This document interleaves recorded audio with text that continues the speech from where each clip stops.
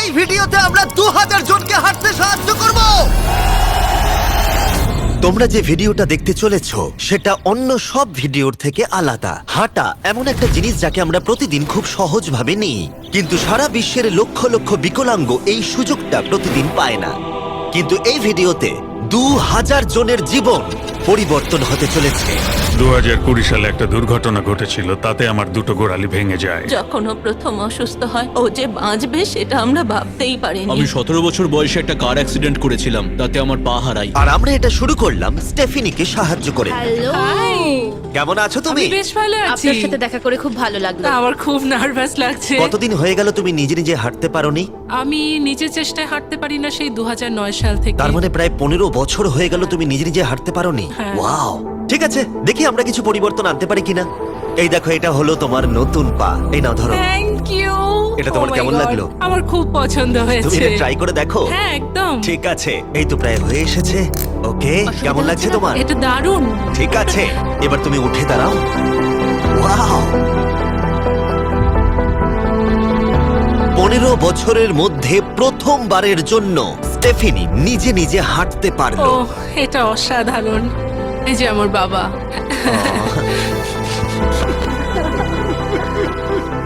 ওকে এতদিন পরে হাঁটতে দেখে আপনার ভালো লাগছে তো? আমি খুব খুশি যে ও যেটা করতে চায় ও সেটাই করতে পারবে। ওকে আর বন্দি হয়ে থাকতে হবে না। তোমরা সোজাসুজি এখন একে অপরকে দেখতে পারবে। আমরা নাচতে পারি। আর ওরা ঠিক এটাই করলো।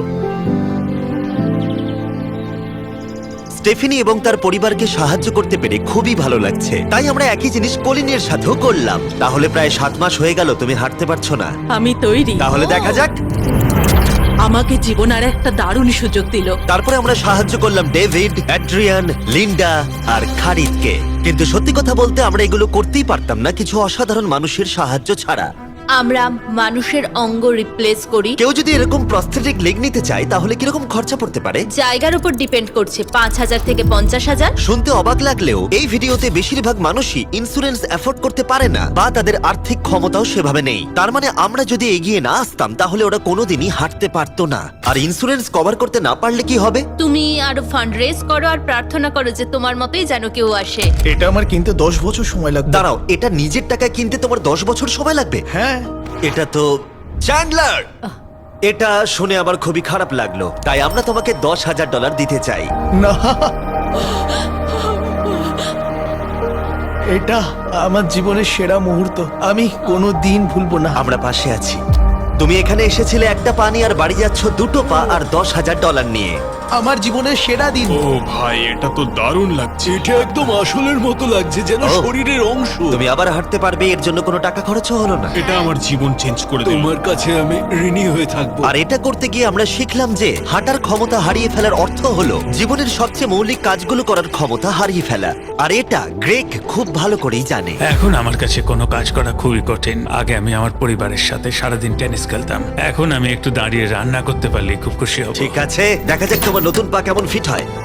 ঠিক আছে, ও এবারে উঠে দাঁড়াচ্ছে। আরে, উঠে ওনাকে দাঁড়িয়ে দেখো। খুবই ভালো লাগছে। দারুণ! দারুণ। ওহো, তোমার কেমন লাগছে?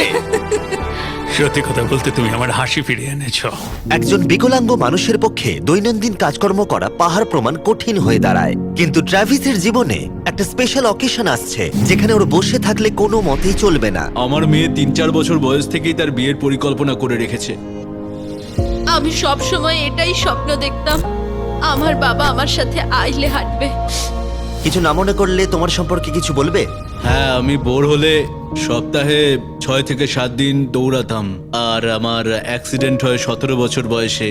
আর আমার অস্টিওমাইলাইটিস হয় এবং আমার দুটো পা হারায়। কতদিন হয়ে গেল তুমি নর্মাল ভাবে হাঁটতে পারোনি?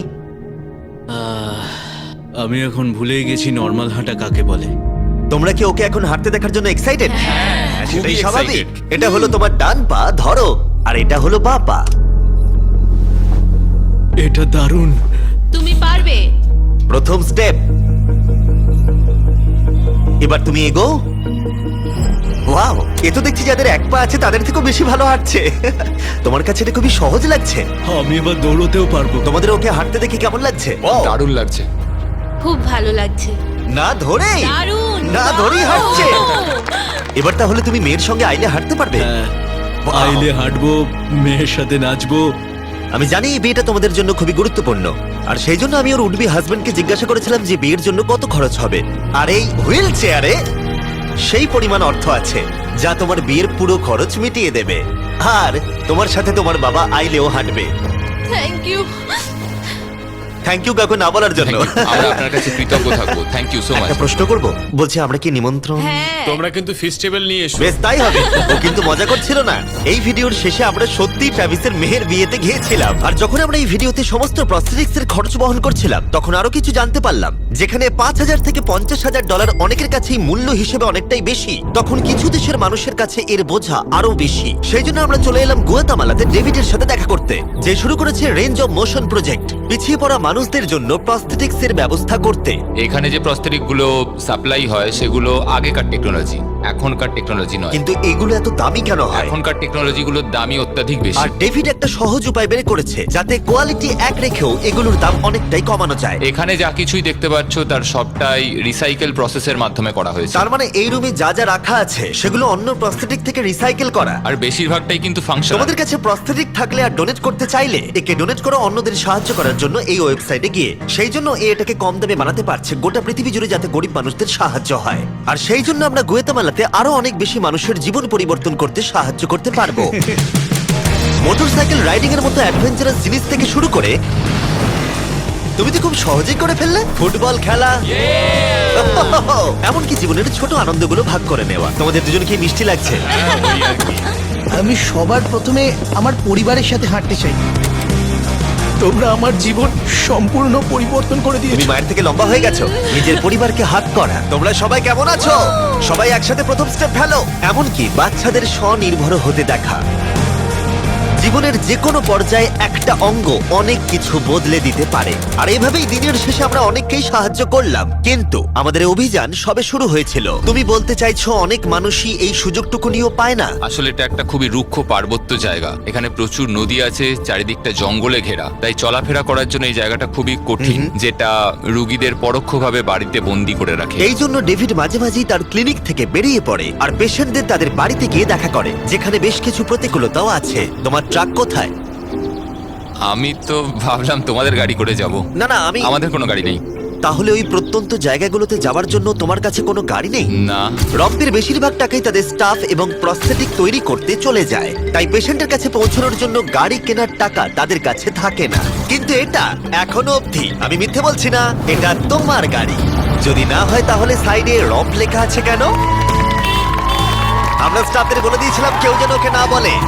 এই ব্র্যান্ড নিউ $65,000 গাড়িটা প্রত্যন্ত জায়গায় যাওয়ার জন্য একেবারে উপযুক্ত। থ্যাংক ইউ ভাই। কংগ্রাচুলেশনস। চলো যাওয়া যাক আর কিছু পা বিতরণ করা যাক। চলো যাওয়া যাক। আমরা গুয়াতামালা সিটির ভিড় থেকে অনেকটাই দূরে গেছিলাম, আর তখন আমি বুঝলাম ডেভিড এই জায়গাগুলোর কথা মজা করে বলেনি। এই জায়গাগুলো সত্যি দুর্গম। আমরা একটা বাড়িতে গিয়েছিলাম যেটা অবস্থিত ছিল একটা জঙ্গলের মাঝে, এমনকি একটা ভলক্যানোর পাশে। এবার আমি বুঝলাম এই গাড়িটার দাম এত কেন বেশি। ও মাই গড! আমি তো এই রাস্তায় নর্মাল গাড়ি চালানোর কথা ভাবতে পারছি না। ফাইনালি আমরা পৌঁছে গেলাম, আর ভলক্যানো পেরিয়ে আমরা কেভিনের সাথে দেখা করলাম। হ্যালো, যার বাদিকটা পড়ে গেছিল, আর 24 বছর আগে ও একটা অ্যাক্সিডেন্টে নিজের পা গুলো হারায়। তুমি একটা ভলক্যানোর পাশে থাকো, কিভাবে থাকো এখানে? এখানকার মাটি তো খুবই রুক্ষ। হ্যাঁ, এটা ঠিক বলেছো। এটা ওর জন্য খুবই কঠিন। একজনকে সবসময় দরকার যে ওর হুইল চেয়ারটা ঠেলে নিয়ে আর যায়। এই হলো তোমার পা।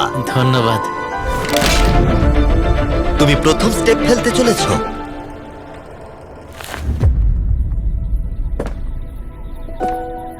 ঠিক আছে, আমরা এখন ভলক্যানোর আমরা পাশ ওদিকে দিয়ে যাবো। হাঁটছি। নিজের মায়ের কাছে যাও। এসো এসো। I love you. খুব ভালো থেকো। আমাদের মতো অনেকেই খুব কষ্টে রয়েছে, আর আমি ঈশ্বরকে ধন্যবাদ জানাতে চাই আমাকে এই সুযোগটা দেওয়ার জন্য। তার মানে কেভিন হলো 71তম মানুষ যাকে আমরা হাঁটতে সাহায্য করলাম। তারপর ডেভিড আর আমি ঠিক করলাম ইকুয়েডরে গিয়ে আমরা আরো বেশি মানুষকে সাহায্য করব, যেমন কেলি, যে 6 দিন বাসে জার্নি করেছে এখানে আসার জন্য, এটা না জেনেই যে ও এখানে প্রস্থেটিক পাবে কিনা। এটা খুব ভয়ের ছিল, কারণ আমি কখনো দেশ ছেড়ে বাইরে যাইনি, কিন্তু আমি এখন রিস্ক নিয়ে চলেই এলাম এখানে। এই জন্যই আমরা এখন এই ভিডিওটা করছি। ঠিক আছে, 2 বছর হয়ে গেল তুমি হেঁটেছিলে, একটা দারুণ মুহূর্ত। তুমি প্রথম স্টেপ ফেলো। আমি খুব খুশি। খুশি। কেলি আবার হাঁটতে পেরে এতটাই খুশি ছিল যে ও আমাকে এটা বলল। আমি কি নাচতে পারি? একটু নাচবে নাকি? নাচতে চাই, তুমি কি আমার সঙ্গে নাচবে? তুমি আমাকে নাচতে বলছো?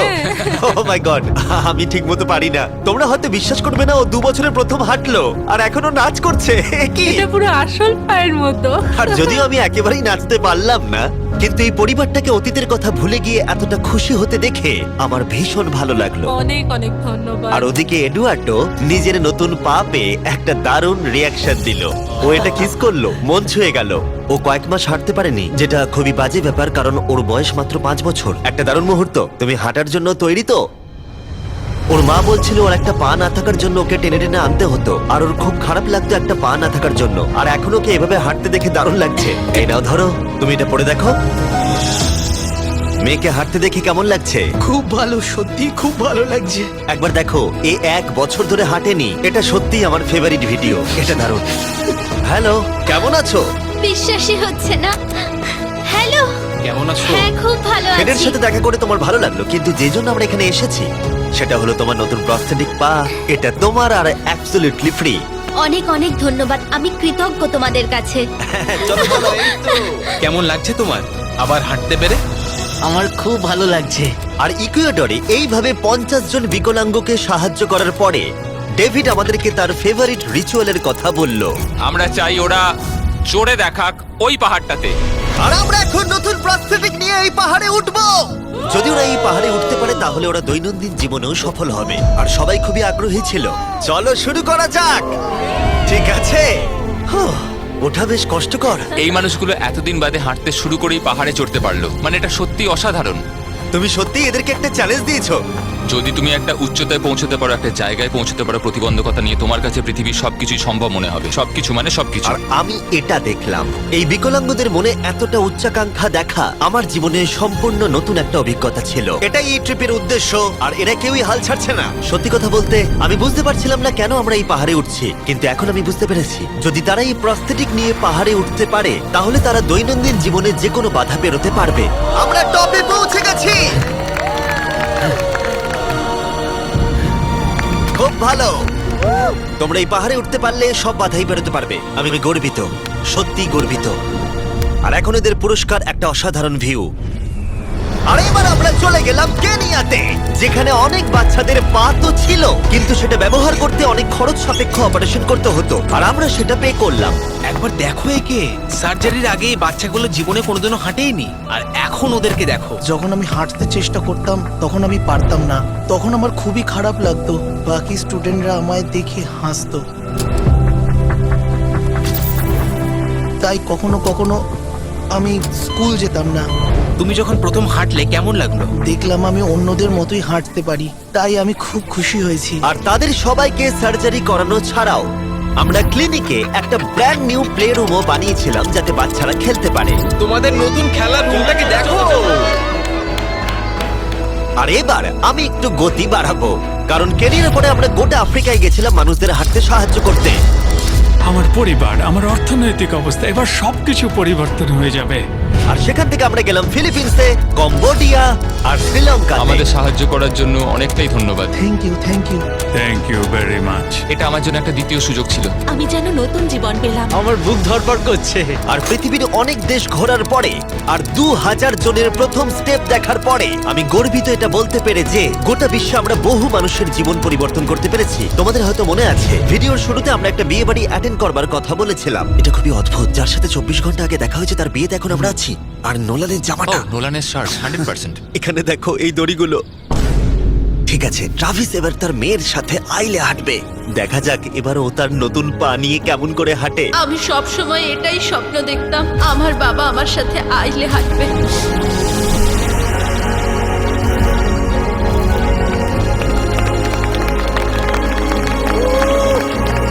আমার কান্না পেয়ে যাচ্ছে। এটা অসাধারণ। আমি অনেক অনেক অভিনন্দন জানাই মিস্টার অ্যান্ড মিসেস অ্যান্ডারসনকে। ট্রাভিসকে তার মেয়ের সাথে আইলে হাঁটতে দেখে আমার মনে পড়ে গেল এই ভিডিওতে বহু মানুষ তার জীবন পরিবর্তন করে ফেলেছে। আমি আমার মেয়ের সঙ্গে আইলে হাঁটলাম, আমার খুব ভালো লেগেছে। অনেক ধন্যবাদ। হ্যালো গাইস, এই ভিডিওটা একটু অন্যভাবে আমি শেষ করছি। আমি এটা বলবো যে কিছু মানুষের ইন্স্যুরেন্স থাকা সত্ত্বেও তারা অস্বীকার করেছিল, কিছু মানুষের ইন্স্যুরেন্স ছিল কিন্তু অত কভারেজ ছিল না। এটা আমি ঠিক বুঝতে পারছি না। ওদের একমাত্র আশা এখন এই প্রস্থেটিক পা, যাতে ওরা আবার হাঁটতে পারে, যাতে ওরা আবার জবে যেতে পারে। একজন ইউটিউবারকে এগিয়ে এসে সাহায্য করতে হবে, এটা সত্যিই ভাবা যায় না। আমি জানি না এর উত্তর কি, কিন্তু আমি বলবো আশা করি 100 মিলিয়ন লোক এটা দেখে অনুপ্রাণিত হবে। কারণ যখন আমি এই ভিডিওটা করছিলাম তখন অনেক কিছু ঠিক লাগেনি। তাই যাই হোক, দেখার জন্য ধন্যবাদ।